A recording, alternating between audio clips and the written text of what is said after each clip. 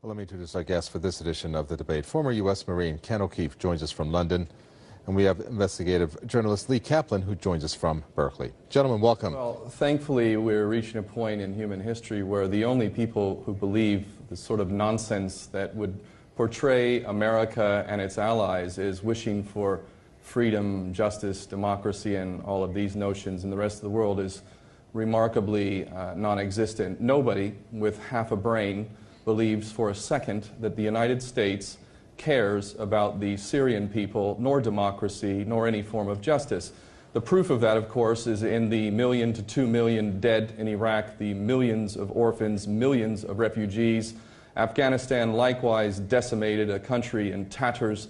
We also can look at Libya and how our humanitarian interventions have benefited that country there.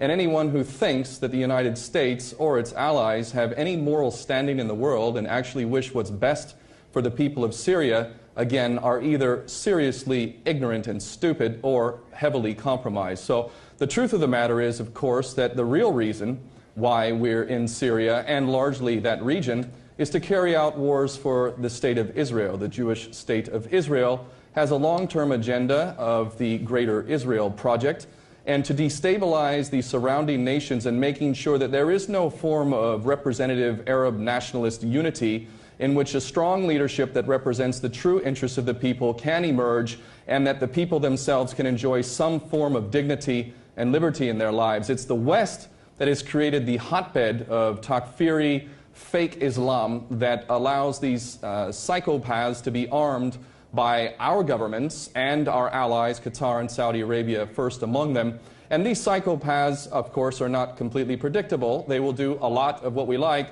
but let's make no mistake about it.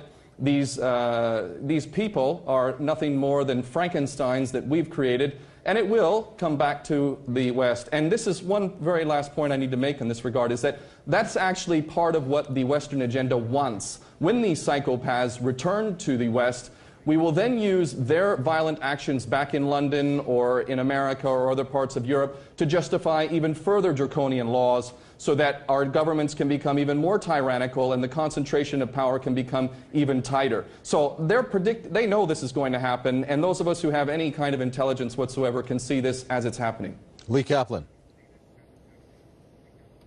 Well, he's misinformed and he doesn't have his facts straight. Number one, he's talking in favor of the Bashar Assad regime, which of course isn't for liberty or freedom or even for the lives of Arab people and civilians.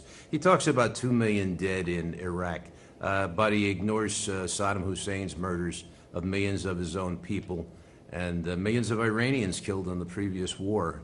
He used to have the largest army in the Middle East there, and torture was a normal fact of life. Mr. O'Keefe actually was a proponent of Hamas, which today, even in Gaza, there is now a revolutionary movement called Taliban of Arabs there who are opposing Hamas. I'd like to point out also that he accused the Israelis, and partially even me, I suppose, of killing Vittorio Arrigoni, who was an ISM activist.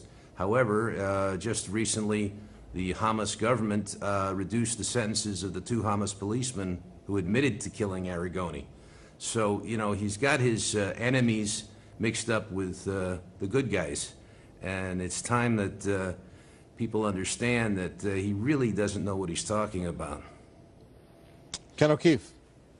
Well, I'd like to thank Lee Kaplan for providing yet another example of how people can be so completely and totally ignorant or totally bought and paid for. I've already got into a private sort of banter between this man and myself in the past. I'm not going to do it again.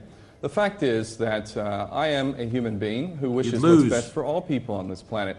And it is not a black and white scenario where you either support Bashar al-Assad or you support the so-called rebels. This is a black and white version. It's very similar to the Republican, Democrat, liberal, left, right paradigms. These are false paradigms created to try and trap us and box us into a certain paradigm, a certain perspective. And I don't buy into that, and I'm not going to feed into it.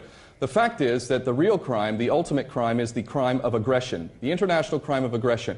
Those that initiate violence based on false pretexts and lies and carry out state-sponsored terrorism in the form of war are the greatest criminals of all.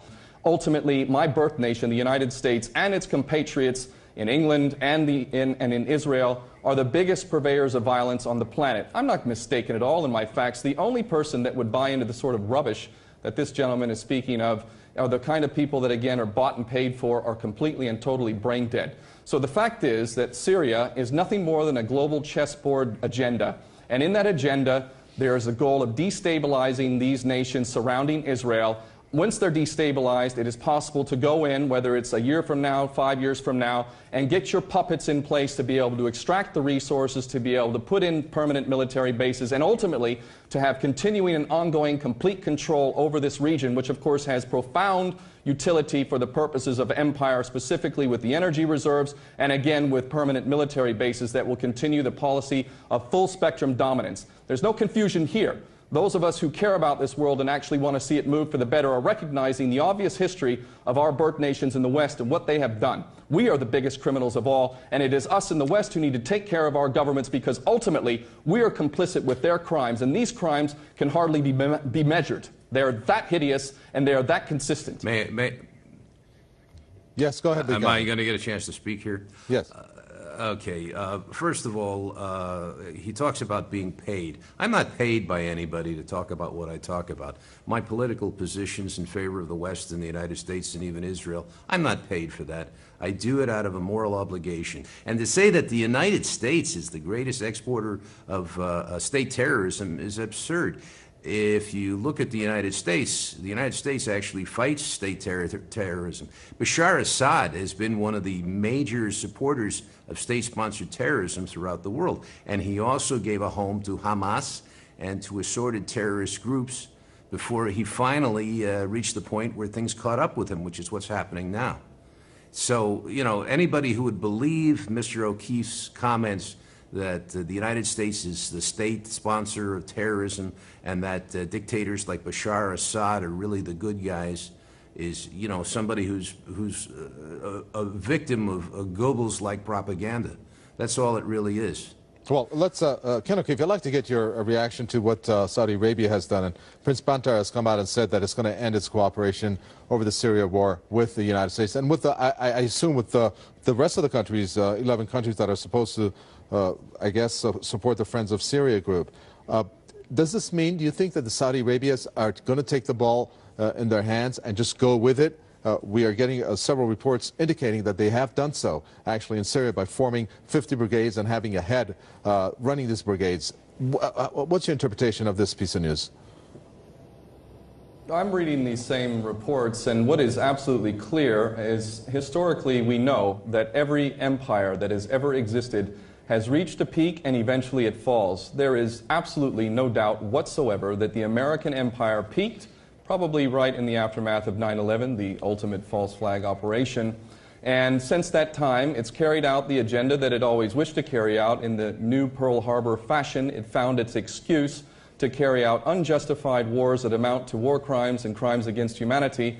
And now, in the aftermath and the wake of all of the horror, pain, suffering, death that has resulted in the policy of full-spectrum dominance, we see now that the people of America and the world are finally realizing what they should have realized some time ago, and that is that the American agenda has nothing to do whatsoever with any sort of justice. And the empire is falling apart. It isn't much longer before we will see that the US dollar will no longer be the reserve currency of the world. Thank God other nations of the world are building their relationships with other nations, developing their trading outside of the US dollar, and eventually when the US dollar is no longer the reserve currency, which is only a matter of time, all of the power and the corruption and the tyranny that has stemmed from the petrodollar system will be no more. And in that case, what's going to happen to the American people is that they're going to enjoy what it's like. They're going to enjoy what it's like to be a third world nation. And this is why the American people need to realize that your sons and daughters are more valuable than what Israel intends to do with them. You don't need to fight any more wars for Israel. You don't need a foreign state dictating to your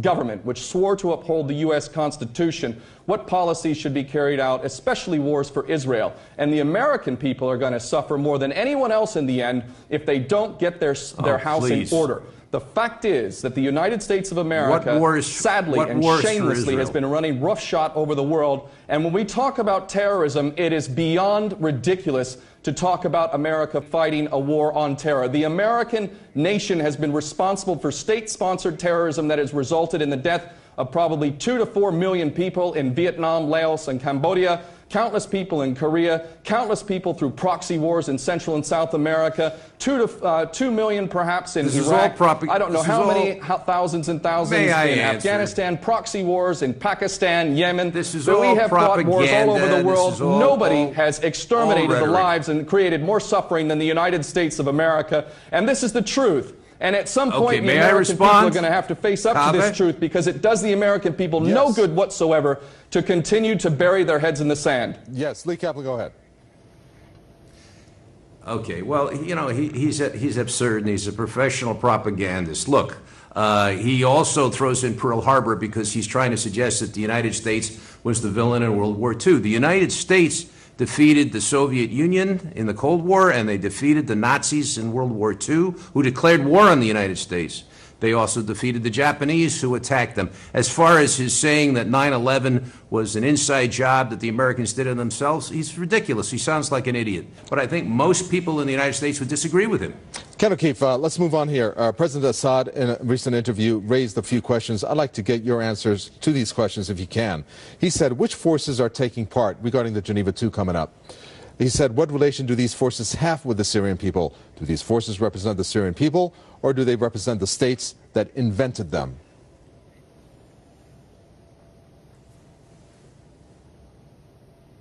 Well, there's absolutely no question. Once again, there is simply no moral standing for these people that are negotiating for a so-called settlement in Syria.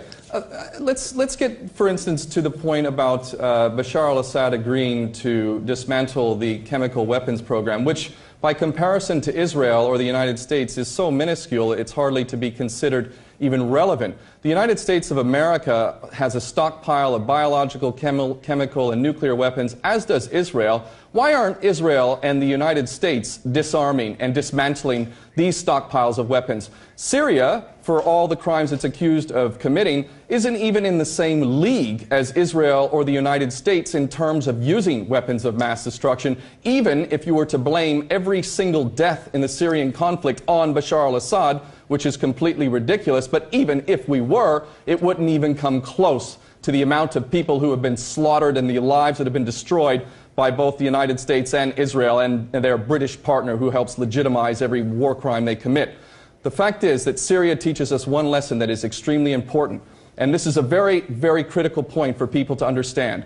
The propaganda has been incessant, it has been nonstop, and it has been telling the people of the world over and over and over again about the new Hitler, Bashar al-Assad. And it has been doing everything in its power to manipulate the people into yet another war. And you know, all it took to stop the British Parliament for voting for another bombing campaign, and even preventing the US Congress, which is the most sycophantic, disgraceful, traitorous body of government on the planet. They weren't even allowed to vote on this subject of bombing Syria, because you know what? The people simply don't buy it anymore. And that is the power that we have as people. No longer do we need to allow these corrupt governments to carry out policies of unending war. We don't even need to protest it. We simply need to see the truth for what it is and not give our consent. And if these prostitutes and if these traitors want to try and carry out the policies that they're carrying out with 90% disapproval ratings, let them do it, because it will be the end of them forever. The time has come for the United States and other Western governments to have representative